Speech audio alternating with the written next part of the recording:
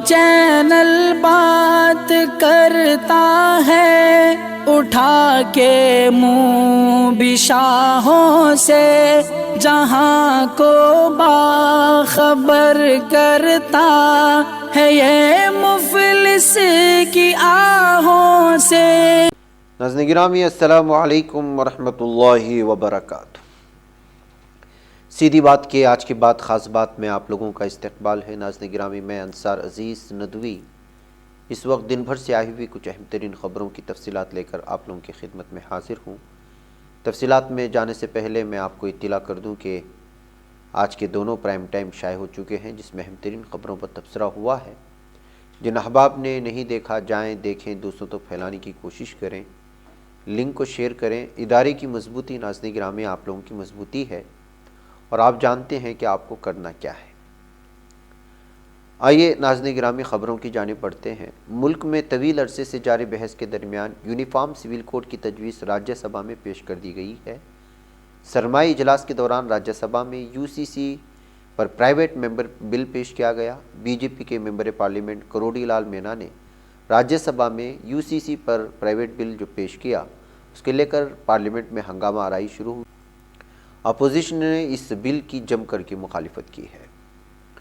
ناظرین گرامی، ادھر پنجاب کے امرتسر میں جمعرات کی رات دیر گئے بڑا حادثہ پیش آیا۔ یہاں چہرٹا میں جے ایس فرنیچر ہاؤس میں اچانک آگ لگ گئی۔ فرنیچر ہاؤس میں اچانک بھڑکی آگ پر جب لوگوں نے قابو پانے کی کوشش کی تو دکان کے اندر زوردار دھماکہ ہو گیا اور چاروں طرف تیزی سے آگ پھیل گئی۔ دھماکے کے ساتھ ہی 2 منزلہ فرنیچر ہاؤس کی چھن منہدم ہو گئی۔ فرنیچر ہاؤس عام آدمی پارٹی کے ایم ایل اے جسبیر سنگھ کے دفتر کے بالکل قریب ہے۔ ادھر ناظرین گرامی، جودھپور کے ماتا کا تھانہ علاقے میں گیس سلنڈر کے زخم ابھی بھرے بھی نہیں تھے کہ گیس سلنڈر دھماکے کے ایک اور واقعے سے ضلع پورا ہل گیا ہے۔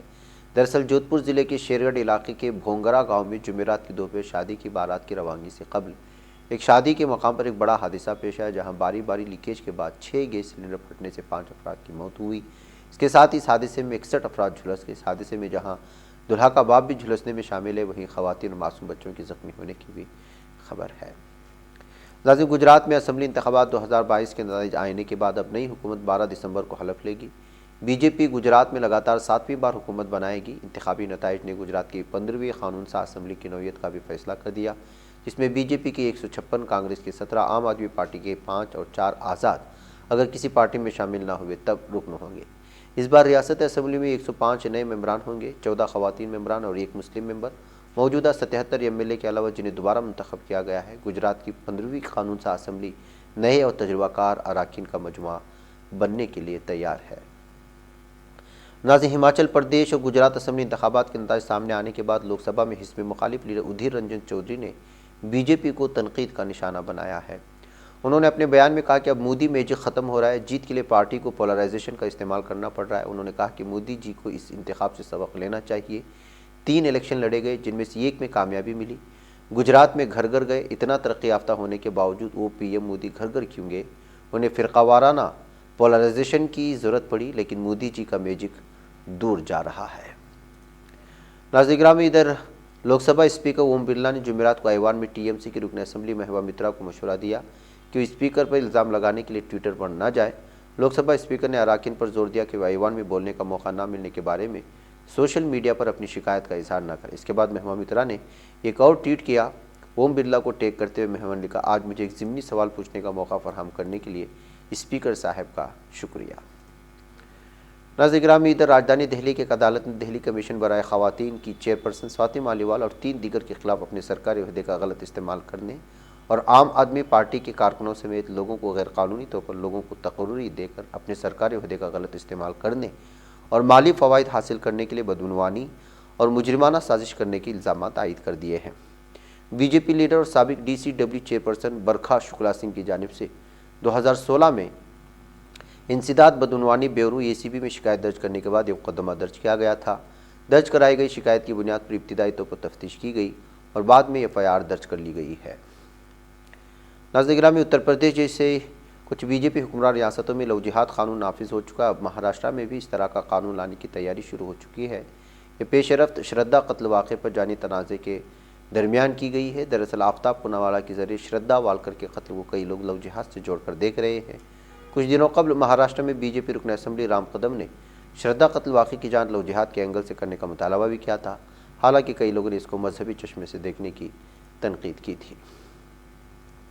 ناظرین، سپریم کورٹ نے کالجیم کو لے کر کے اہم فیصلہ سنایا۔ سپریم کورٹ نے کہا کہ ججوں کی تقرری کے لیے کالجیم میں ہونے والی بحث کو آر ٹی آئی کے تحت پبلک ڈومین میں نہیں رکھا جا سکتا، کیونکہ محض بحث ہی حتمی فیصلہ نہیں ہوتی۔ سپریم کورٹ نے آر ٹی آئی کے تحت 12 دسمبر 2018 کو کالجیم میٹنگ کی تفصیلات دینے سے انکار کر دیا ہے۔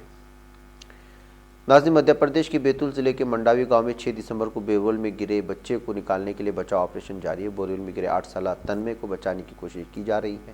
آپریشن کے بیچ میں بہت سی رکاوٹیں ہیں۔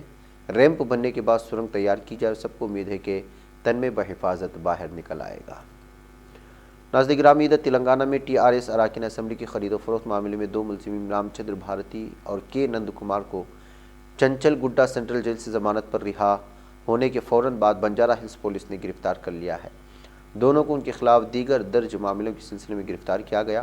انہیں گرفتاری کے بعد عدالت میں بھی پیش کیا گیا۔ بتایا جاتا ہے کہ رام چندر بھارتی پر کئی پاسپورٹ، آدھار کارڈ اور دیگر دستاویز رکھنے کا معاملہ درج کیا گیا تھا۔ نند کمار کے خلاف دھوکہ دہی اور دیگر جرائم کے لیے 5 معاملے درج کیے گئے۔ تلنگانہ ہائی کورٹ نے 21 دسمبر کو اراکین اسمبلی کی خرید و فروخت معاملے میں گرفتار 3 ملزمین کو ضمانت دے دی تھی۔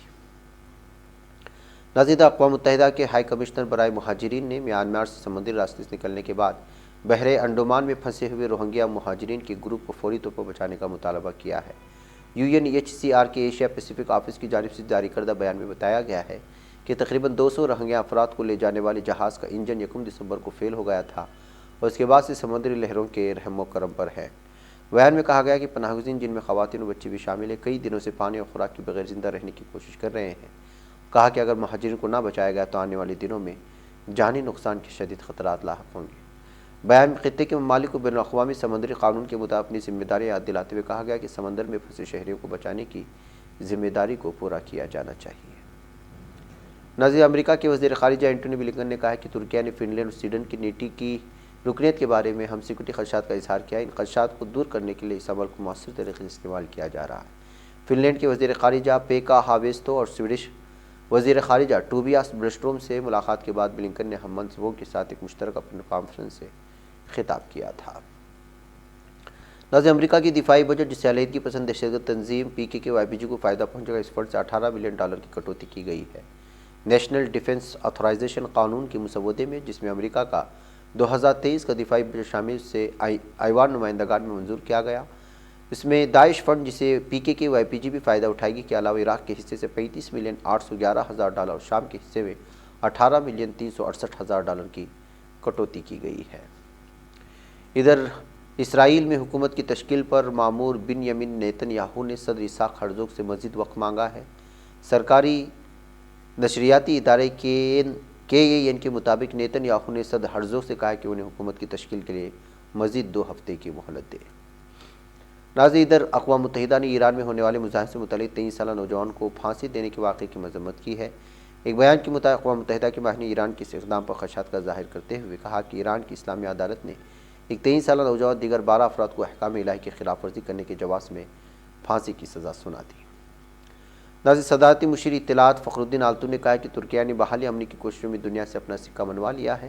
استنبول میں 6ٹھی بار منعقد ہونے والے TRT ورلڈ فورم سے خطاب کے دوران کہا کہ صدر ایردوغان کی قیادت میں ترکیہ علاقائی مسائل اختلافات کو دور کرنے میں معاونت کرنا ہے۔ ادھر صدر رجب طیب ایردوغان نے کہا کہ وہ اناج کے بحران کو حل کرنے کے لیے اتوار کو روسی صدر ولادیمیر پوتن اور یوکرین کے صدر ولادیمیر زیلنسکی سے ملاقات کریں گے۔ استنبول میں TRT ورلڈ فورم 2022 کی افتتاحی تقریب سے خطاب کرتے ہوئے صدر ایردوغان نے اس حقیقت کی طرف توجہ مبذول کروائی کہ اس سال کا فورم ایک ایسے وقت میں منعقد ہو رہا ہے جب عالمی سطح پر نئی قسم کی کورونا وائرس کی وبا اور روس یوکرین جنگ دونوں کی وجہ سے تناؤ میں اضافہ ہوا ہے۔ انہوں نے کہا کہ روس اور یوکرین کی جنگ میں ہونے والے بھاری جانی نقصان کے علاوہ خطے اور دنیا کے لیے بہت سنگین انسانی، اقتصادی اور سیاسی قیمت چکانی پڑ رہی ہے۔ ادھر ناظرین گرامی، وزیر خارجہ میولود چاوش نے کہا کہ بین الاقوامی تعلقات اور ایجنڈا تیزی سے تبدیلی سے گزر رہے ہیں اور کہا کہ ان تبدیلیوں کے مطابق اپنے آپ کو ڈھالنے کی ضرورت ہے۔ استنبول ٹیکنیکل یونیورسٹی میں منعقدہ ایک پریس کانفرنس سے خطاب کرتے ہوئے میولود چاوش نے کہا کہ اپنی کاروباری و انسان دوست خارجہ پالیسی کے لیے میدان میں اور میز پر مضبوط ہونا ضروری ہے، اور یہ کہ ترکیہ نے گھر میں امن و دنیا میں امن کے اصول پر عمل درآمد کرنے کا سلسلہ جاری رکھا ہوا ہے۔ ناظرین گرامی، آج کی بات خاص بات میں اتنا ہی، انشاءاللہ پھر آپ لوگوں سے ملاقات ہوگی. مجھے اجازت دیں. والسلام علیکم ورحمۃ اللہ وبرکاتہ. یہ چینل حق نگر بن کر کچل دیتا ہے فتنوں کو، اگر گندی ہو پالیسی تو مرتے دیکھ کتنوں کو.